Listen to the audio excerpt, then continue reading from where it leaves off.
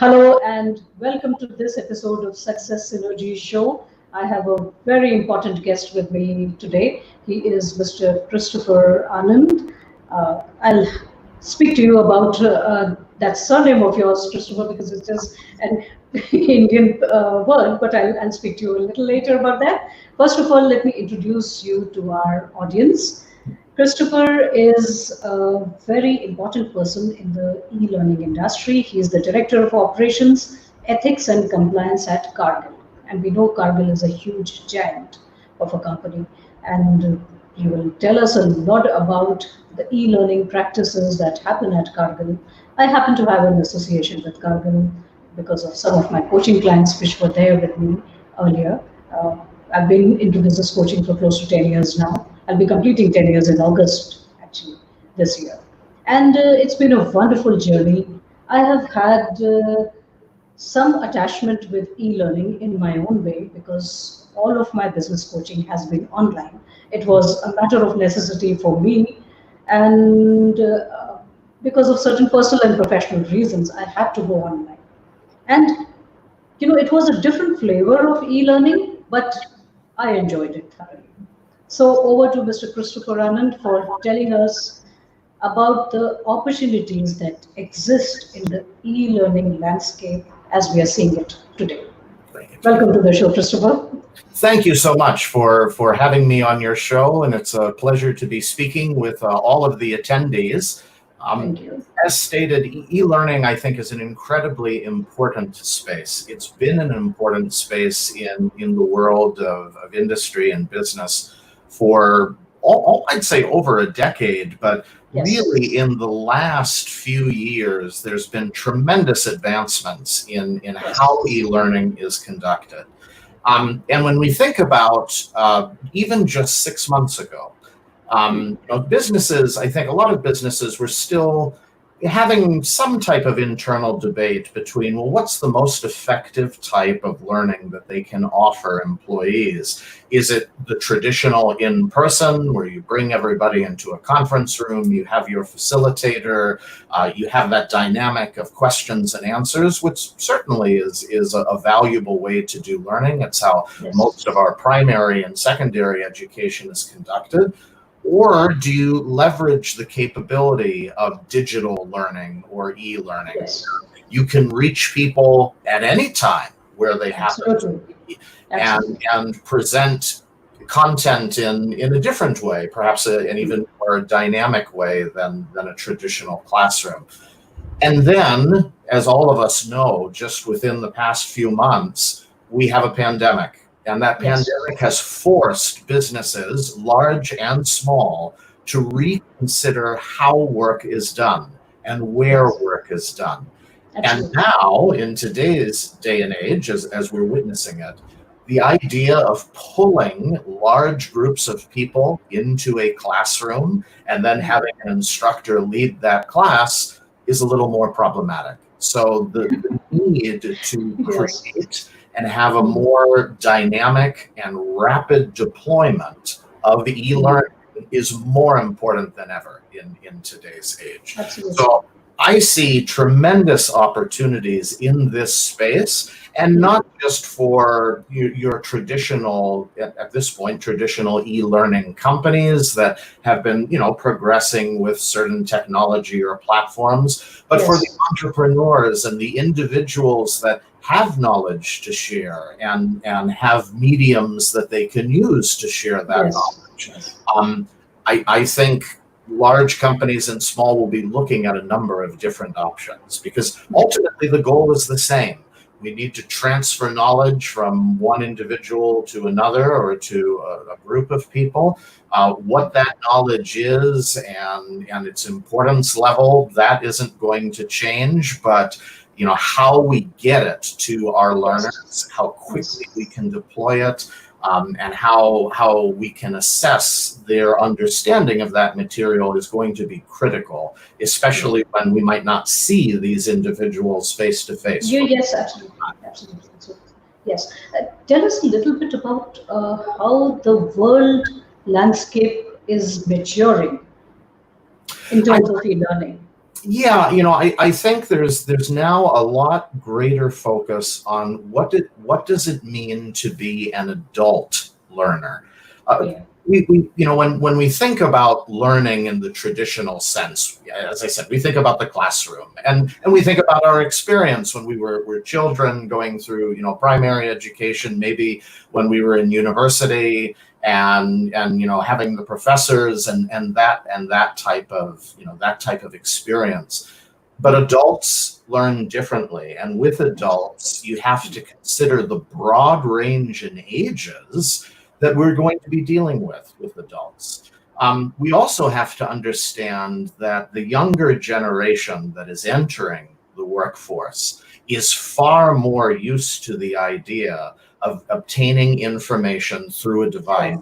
From technology. That can be a little uncomfortable for someone of my age, where it's like, well, Yes. I have a smartphone, I can use a tablet, Yes. I can use a computer, but I'm not used to having that much information be able to be accessed in that way. But that doesn't mean it's not an important medium, and that doesn't mean that we don't consider how to leverage that type of technology.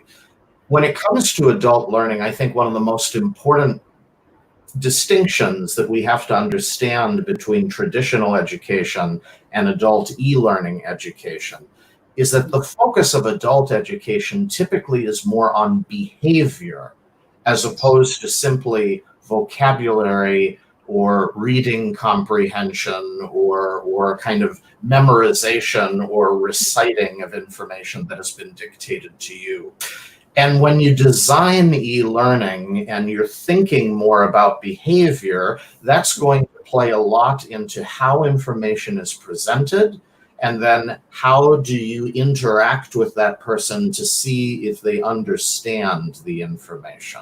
So for example, a traditional exam that you might remember from days past in learning, you'd have a concept that was presented, and then it might ask you, what is the name of this? What is the year that this took place?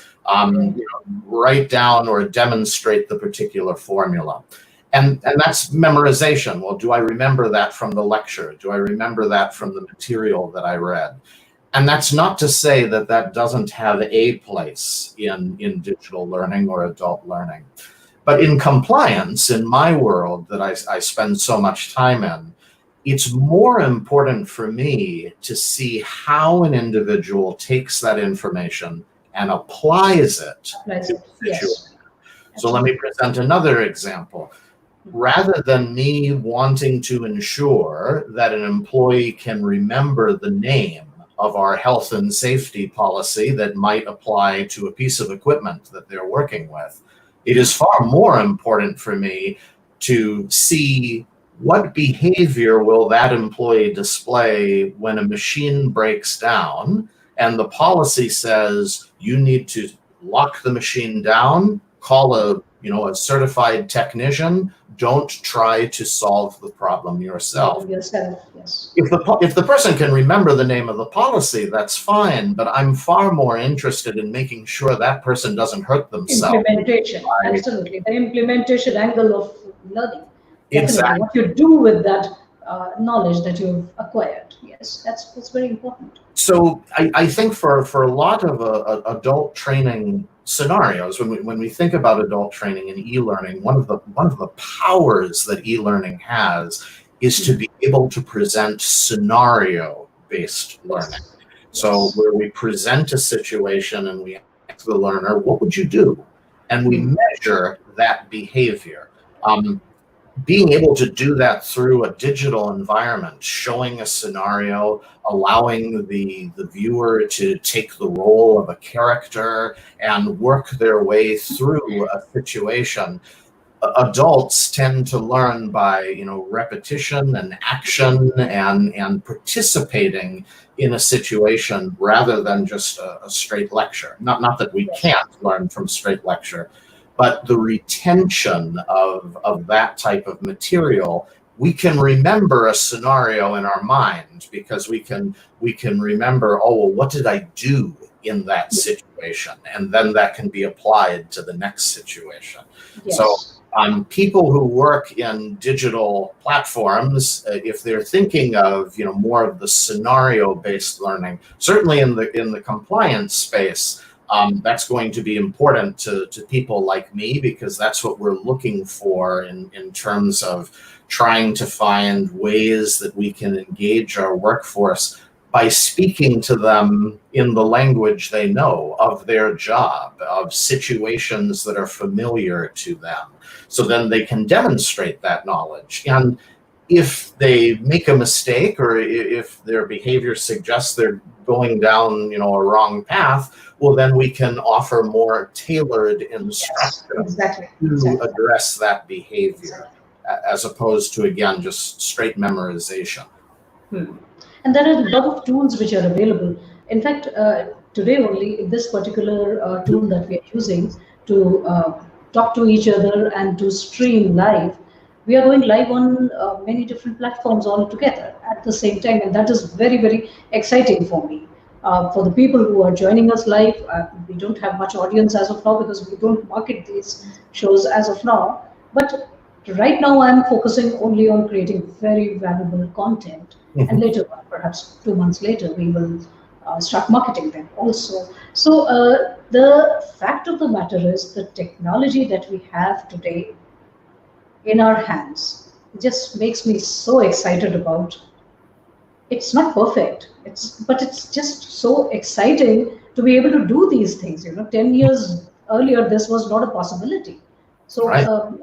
So with a person like me who's constantly engaged with the people I'm talking to through conversations, whether it is through business coaching or whether it is through my seminars or webinars or whatever, it's always conversation. And I feel conversational styled trainings in the e-learning area also work the best. What do you have to say about this? Yes, I think, again, when we think of the adult learner and we think of the broad age range that we can have with an adult learner, you have to consider the fact that for many adults, if suddenly there is a need to train them or retrain them in a particular area, if they have had many years separating them from their traditional learning environment that they remember, and now we're in a digital space, that can be intimidating. It can be a barrier for older adults to embrace that type of technology. However, adults love conversation, at least certainly most adults do. It's a way to build a personal connection between people, which, especially for individuals that maybe are a little uncomfortable or unsure about a new technology, the best way to bring them into a situation is through conversation. I think when you think of one of the leading technology companies that we have out there, and everyone thinks of Apple. Think of, and granted, now this experience is going to change a little bit thanks to our good friend COVID, but think of Apple's store in terms of what they were trying to do with that store, of having people come into the store, having a personal assistant or coach work with that individual, guide them through the technology, guide them through the decision process, not really as a salesperson, but more as someone to have a conversation with.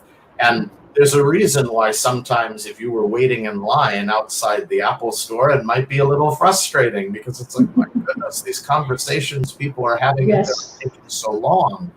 But that's a way that helps people embrace something new, is if they feel they have a guide, they feel they have someone that understands their experience and can bring them along.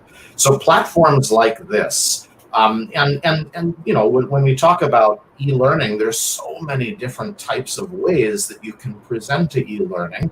Here is a way where you can still have, in essence, a facilitator through a video medium, talking with individuals and answering questions from particular people in the audience. And this is a way, this is a good bridge, I think, For people that aren't used to working with a computer on a regular basis, or certainly experiencing learning through a computer, if they still feel they have that personal connection to guide them through, that can be a good way to increase adoption of this medium. And I think it also speaks to the need to be flexible in this space. Yes. And for the entrepreneurs that are going into e-learning and thinking about what type of service offering they want to have, understand that for a lot of large companies, this is still new to them too. And the more different choices you can present, and the styles that you can walk them through to say, well, if you have learners that would still benefit from like a lecture, or have someone interact with, here's a medium we can do. Yes. You have people that really like getting content on their phone and they just want to be able to do it in 5 minutes. Here's something we can do. Exactly. Understanding that there's still going to be a lot of need to be very flexible in this space, because the technology relatively is still new for a lot of people. But that's what makes this area so exciting. So exciting, absolutely. There can just be so much that we can do in this space. And as I said, with the younger generation coming in and they're more used to these types of tools, that we're going to have an audience that just grows bigger and bigger, that's very used to being in this environment, and that presents a lot of more opportunity as well. Yes, absolutely. Christopher, if you don't mind my saying this, since the time this started, I think the sun has come up in Minnesota, and there is a lot of shadow on your face. If you could just switch on the light, that would be better for everybody. We can see you better then. There we go. And fantastic. So see, you can do this on a live show. You can actually absolutely do this. It's absolutely a no holds barred conversation. So that's the reason I decided to just tell you that. Christopher, one more thing which is coming to my mind is again about adaptability. When it comes to adaptability, what is your take on the adaptability levels of the Asian countries, Southeast Asian countries also included?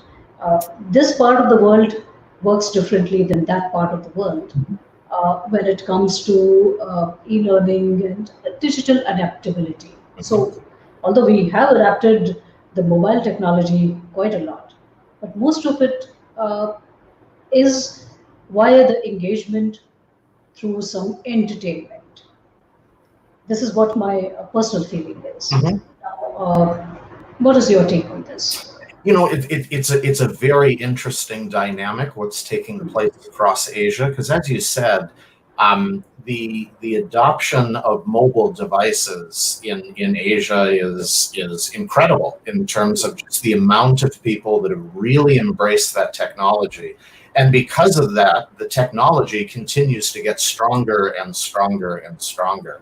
I mean, the whole revolution between 5G, there's an area where for people in the United States, they feel that Asia is much farther along. They're building those networks far faster than how that technology is going to come to the US and even some European countries. So the potential is incredible in Asia for the adoption of e-learning. But as you said, it's still relatively a new medium to deliver learning in a digital way in the Asian region, which is unique. It's kind of an interesting dynamic to think, well, the technology is so strong there. Why has that not been adopted? And I think it's part of it has to do with perhaps still some hesitation of thinking of learning in more of that traditional sense of, well, no, if I'm really learning, if I'm taking a class, that has to be, a professor, an instructor, and I'm sitting at a desk and I'm taking notes, and and I would say in the U.S., there's still a legacy thought behind that too. So it's not that everyone else has broadly embraced it, and Asia is terribly far behind. I actually don't feel that way. But I do feel that introducing digital learning into Asia, it takes a little more effort. There's perhaps a little more coaching that needs to take place, a little more demonstration of how the systems work. I know when I deploy a particular courseware into our employee bases that are based in Asia, I do spend a little more time on the communications front ahead of time to talk about how the course will work, how they will interact, what options do they have, what support can they get if they encounter an issue, and really what is the purpose of the experience, and then offering them the ability to provide feedback.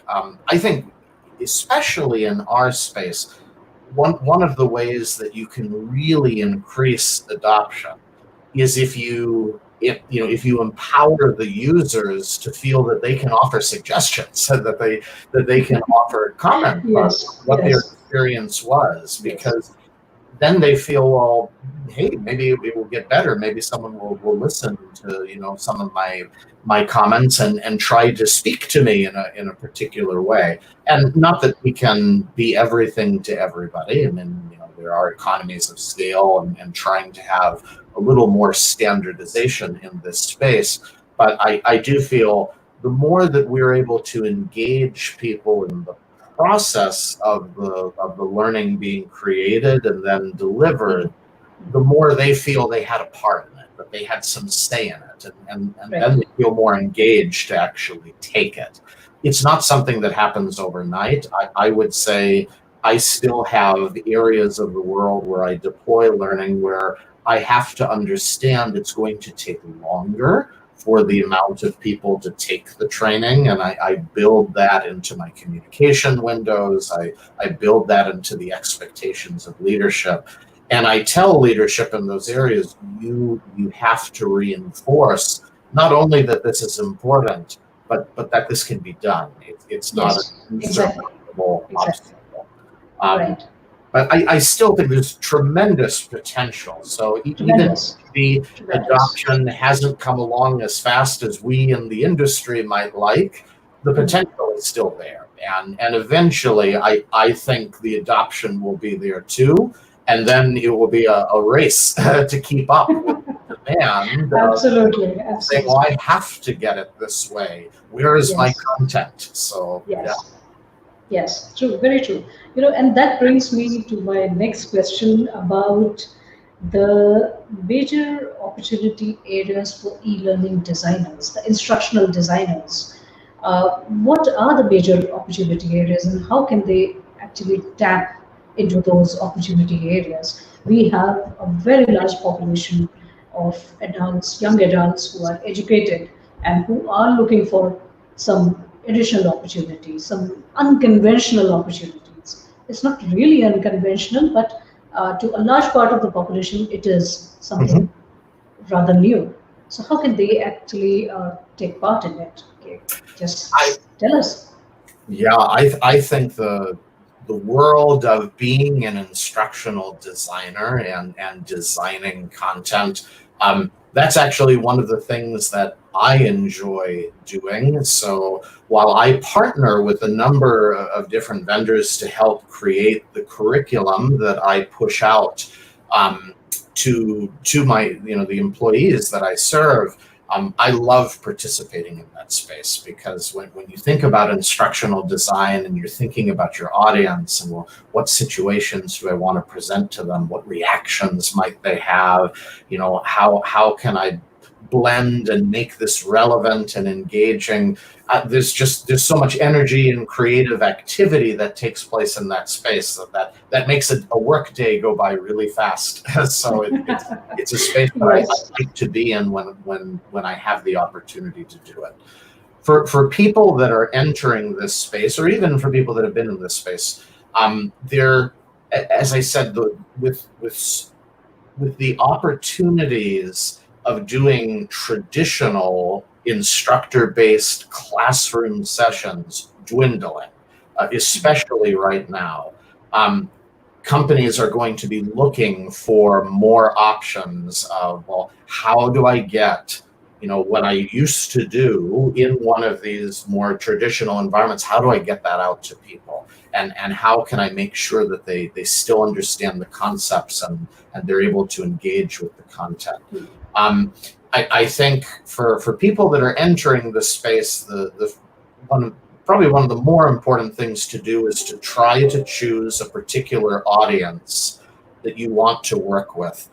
E-learning is vast. I mean, the amount of companies and different course needs are huge. So trying to service all of them at the same time, I think is a little unrealistic. Very overwhelming. To choose a particular area of e-learning that you want to play in, that you want to represent yourself. So from a compliance point of view, which is of course what I participate in, most of the vendors that I engage with, this is what they do: compliance learning. And even in compliance learning, it's further segmented. So the industry that I belonged to before coming to Cargill was the financial services industry. Heavily regulated, lots of rules, things that people needed to remember.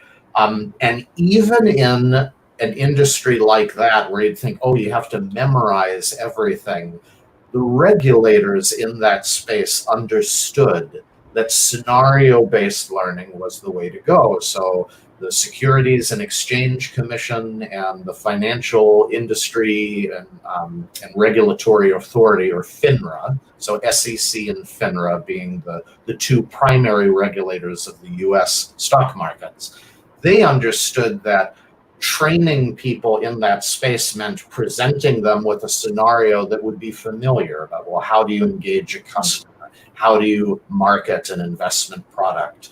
And then putting the learner in the position of making decisions based on those rules. And that was a way to increase the learning. So that's a space where there are many, there are companies and individuals that's like, well, this is what we do. So financial securities education is what we do. My compliance program is far broader than that. We're not a financial company. We're a food and agriculture company. Yes. So we have a variety of different compliance programs that need kind of specialized learning. So food safety, or just general employee safety, or laws or rules around how do you interact with other companies, competitors of yours. What information can you disclose? What agreements should you stay away from? So I think choosing a particular area of learning that you want to specialize in allows you to market yourself more effectively and helps build credibility in that space. Because then, if you've identified that area, well, now that's what you focus on. You do your research, you look at what other learning might be in that space to begin with, and then you come up with your own take of, what scenarios do I want to do? What type of employees would I want to reach? And then try to, try to market that to, the companies that have a need for that type of education. And if a particular segment maybe isn't as interesting, you can always jump to switch. one. Yes. Go to something else. Exactly. So what are the skills, the capabilities that are absolutely non-negotiable when it comes to becoming an instructional designer? Certainly having an understanding of how the technology works, that's kind of a non-starter.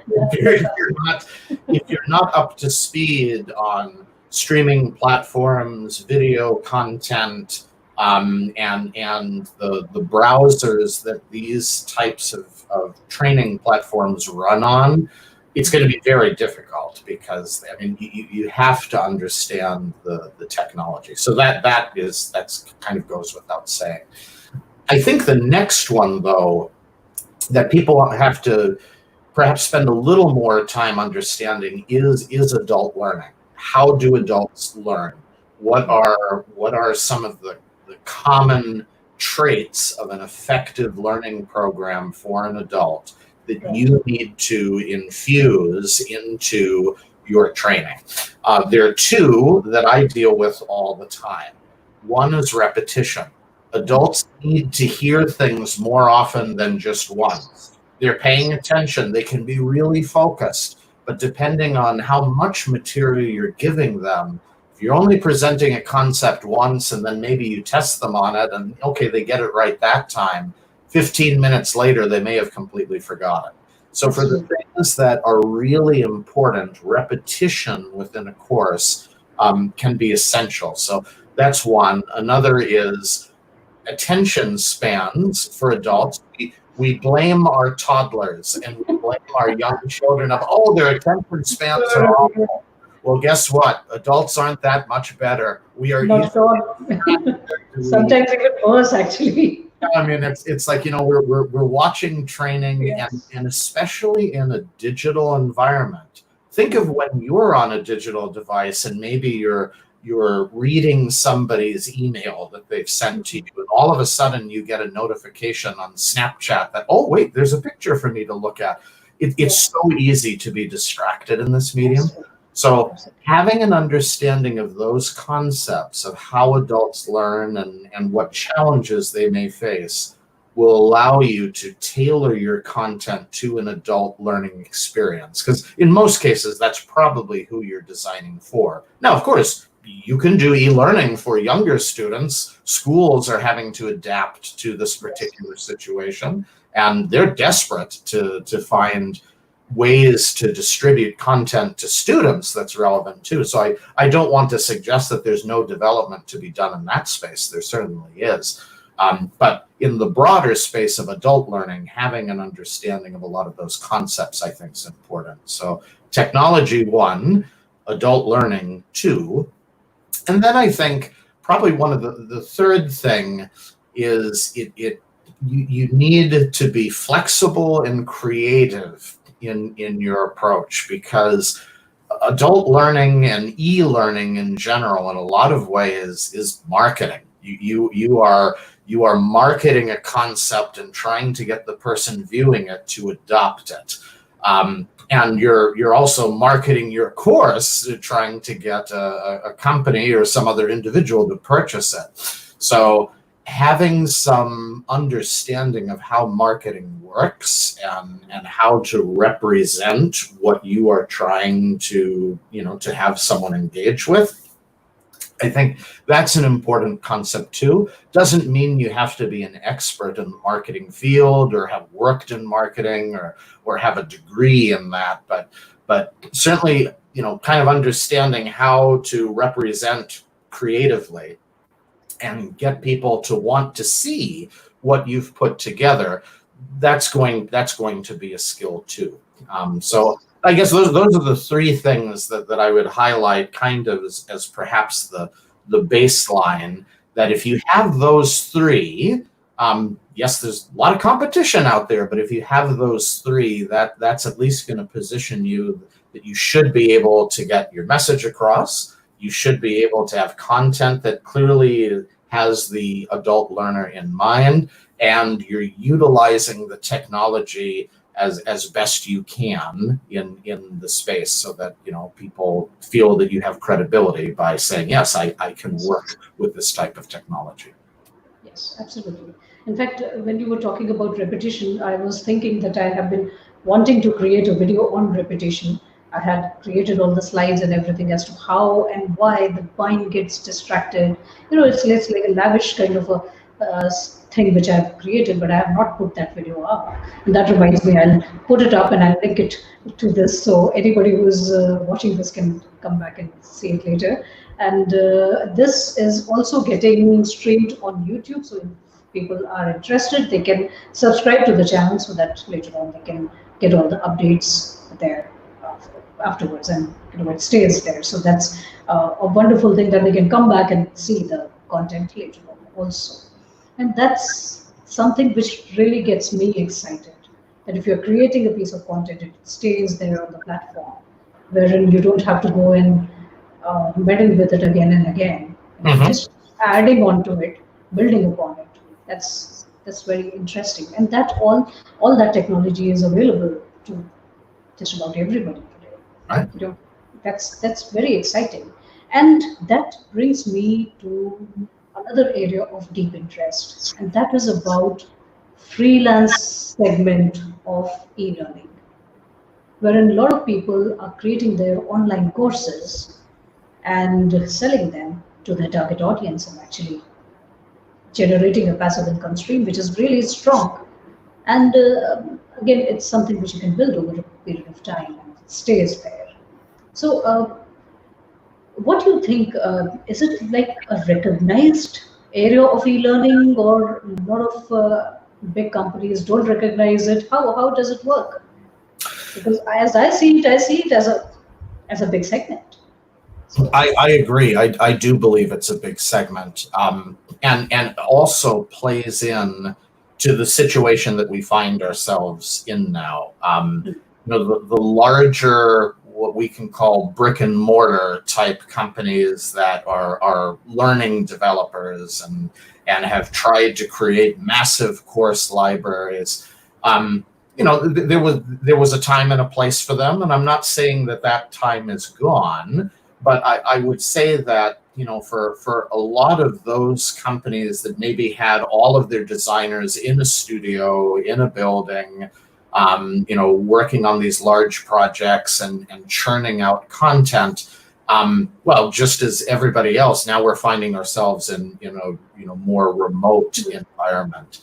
And actually, some of the companies that I saw generate some of the most interesting content were ones that leveraged a network of freelancers, of a digital artist who wasn't necessarily tied to one company, maybe took on work from a number of companies as a contractor, but really specialized in creating digital characters and animating those characters that could be dropped into particular courses if there was a need for that. And then, more of what I would call the story architects, because again, when we think of adult learning, and whether, when we talk about the concept of repetition and scenario based, in a lot of ways, that's storytelling. That's one of the reasons why adults gravitate to scenario based, because we are, as a human culture, we are a culture of storytellers. That's how generally we pass knowledge from the old to the young is through stories. So of course we gravitate to something like that. So people who create those types of stories, kind of the who can take complex and certainly in compliances space, not the most interesting content always, and then narrate or weave some type of story or presentation. Animated characters. Yes. So yeah, I think for individuals that specialize in a particular area or feel they have skills that can meet the needs in the digital e-learning space, freelancing, I think, can be, it can give you a great variety of projects to work on. And I do think now we're going to see more of these smaller type kind of web-based only companies, because you reduce the overhead of having to have real estate or a physical building, and you just do everything digitally and you can communicate with people digitally. Yes. And it just offers a lot of flexibility too. A lot of flexibility. Something else that I didn't mention that, again, I think for freelancers as a way to market themselves is a particularly keen point to make to companies that are multinational, that operate in many parts of the globe.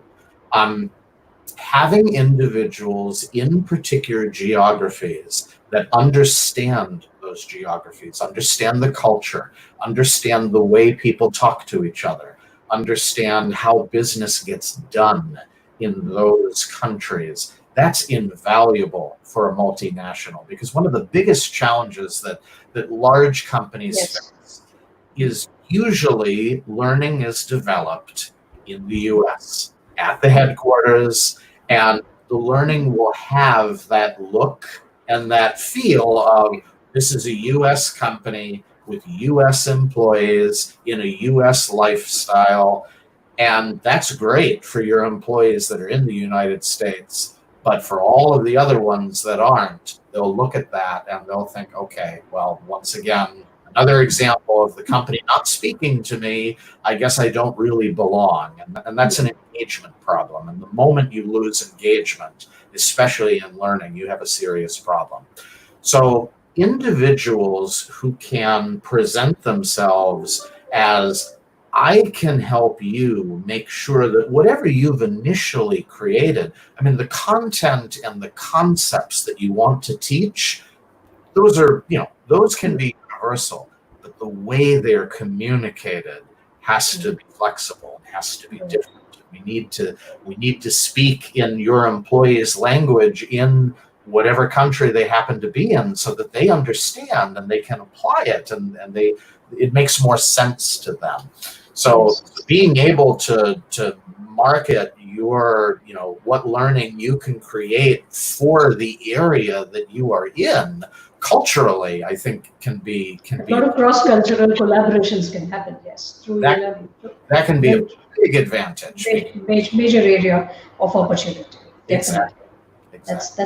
That's really wonderful learning that you have given here, Christopher, and we are at the top of the hour now, so we'll have to close down this, but we'll call you again if you are willing to come to the show as it matures, because I've just done a few episodes as of now, and we are just developing the show. So a lot of e-learning opportunities will arise for us, which we can deliver to the other audiences also. And we are also coming up at Success Synergy Enterprises. We are coming up with a platform.